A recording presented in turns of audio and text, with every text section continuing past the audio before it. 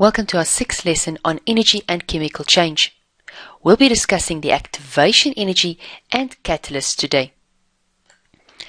Now, the activation energy is going to be seen as the minimum amount of energy that's needed for a reaction to occur. And we're going to be explaining that using our bond energies. But first off, we're going to be having a specific symbol for our activation energy and usually also a specific unit. Now, the symbol will be indicated with a capital letter E and a small subscript A. Now, that's saying that it is an energy and it's referring to the activation energy. The unit is also going to be the same unit as what your bond energies is going to be calculated in, and that will be given as kilojoules per mole. Note though that the K for kilojoules is a small letter, joules itself is a capital letter divided by moles. Now let's quickly go back to our bond energies and explain where the activation energy is going to come from. Now, if we make use of a reaction as indicated, then we would note this is going to be a situation where we have to break the bonds of the methane, that's the CH4, as well as that of the oxygen gas. Note though that this is a balanced equation. And then at the end there will be carbon dioxide forming and water. But during this reaction, first off, before the reaction can start, we need to break these bonds of the reactants and we need to go and form bonds on the product side. What is unique though is energy is needed to break the bonds. But during the formation of the bond, energy will be given off. So that means all reactions, whether they are classified as exo or endothermic reactions, doesn't matter, they will all need energy to start. Because in order for a reaction to occur, we need to go and break the atoms apart in the reacting molecules. And therefore, all of our reactions is going to need energy to start with. Obviously, some of them will just give off more energy than others, and is thus then classified as exothermic and others as endothermic reactions. So in order for us to go and make this reaction to start, we'll need to break the following bonds apart. There's 4 of these carbon-hydrogen bonds that needs to be broken apart, as well as, seeing that this is a balanced equation, 2 oxygen diatomic molecules that has a double bond between them that also would need to be broken apart. Now, all of these specific bonds has got a bond energy value, and we've previously learned how to go and calculate that in your bond energy lesson, and that means it will add up all of these energies needed to break the bonds. That energy is then seen as the minimum amount of energy that's needed for this reaction to take place.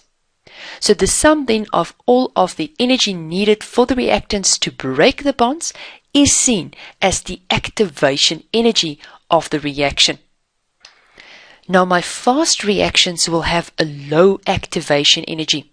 And that's typical that if you would have gas that you are going to be making use of in cooking, or as well if you want to make use of it in heating. All that you need is you just need a match that you light or a lighter that you light, and then suddenly that gas would start to burn. And you don't need to continuously hold the match or the light there. It will just keep on burning from there onwards by itself. So that means although that match energy or the lighter's energy is seen as the activation energy to start the reaction, it's a very low amount of energy needed, and therefore it's seen as a fast reaction. Slow reactions, on the other hand, will have high activation energies, and that's typical when we've got food that we need to cook. If they've got high activation energies, then it's going to take quite a long time, because most of the high activation energy reactions continuously need energy to be put in, so therefore it's sometimes, most cases, seen as endothermic reactions. So speaking about endo and exothermic reactions, if more activation energy is needed than it will be given off during the bond formation, then it's going to be seen as an endothermic reaction. So if you continuously need to heat up the reaction, then it is going to be seen as an endothermic reaction. If more energy is going to be given off during this bond formation than what is actually needed as activation energy, then it will be seen as an exothermic reaction. Now we're going to take a look at a catalyst. Now, what a catalyst does is it speeds up the rate of a reaction. And what that means is it makes the reaction go faster.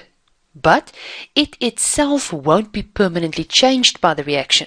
And that means that we can use this catalyst again and again. So, typical example of catalyst is enzymes that's found inside of your digestive system. If you do life sciences, then you might have come across this before. So, these enzymes is going to speed up the rate of reaction. That means the amount of time needed for the digestion of your food. So, a typical example would be that of meat. Meat actually takes days to break down. But the enzymes inside of your body is going to speed up this reaction and make it happen within 3 to 4 hours instead of days. And once again, these enzymes can be used again. They are not changed during this breaking down of the meat. So that means in your next meal, you'll still be using the same enzymes that will do the same work or have the same function of breaking down your food. Now, a catalyst functions by providing an alternative route for the reaction to go by supplying a surface area on which the reaction can take place. Now, there's many different types of catalysts, and they all have a different way of working. But the one that I'm going to be explaining is just to help us understand what a catalyst would be doing.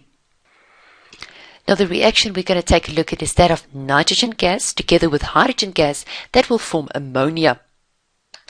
Now, as we know, we would need to break the bonds between the reacting molecules, and our nitrogen specifically is going to have a triple bond between these atoms. Now, this triple bond needs a lot of energy before it will be able to be broken apart. So, in order for us to help this reaction occur faster, we are going to add in a catalyst, and the usual catalyst for this reaction is either iron or iron oxide. Now, it's going to be providing a surface area where this one nitrogen atom will get attached to. And then remember, it still has its triple bond to the nitrogen atom at the top now. So this nitrogen atom that's not attached to the iron is fixed in this position.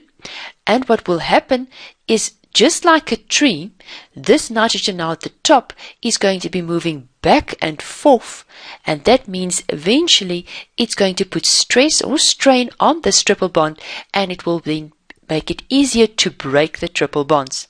So therefore less energy would be needed in order to break the nitrogen atoms apart, seeing that this attachment to the iron puts more stress onto these bonds, making them easier to break apart. So therefore, a catalyst will lower the activation energy, seeing that we will need now less energy to go and break the bonds apart. Now, after these nitrogen atoms have been broken apart, the single nitrogen atom will then leave this specific piece of iron, and another nitrogen atom can go and attach. And after this reaction has been done, nothing has changed with the iron as itself. It can still be used over and over again.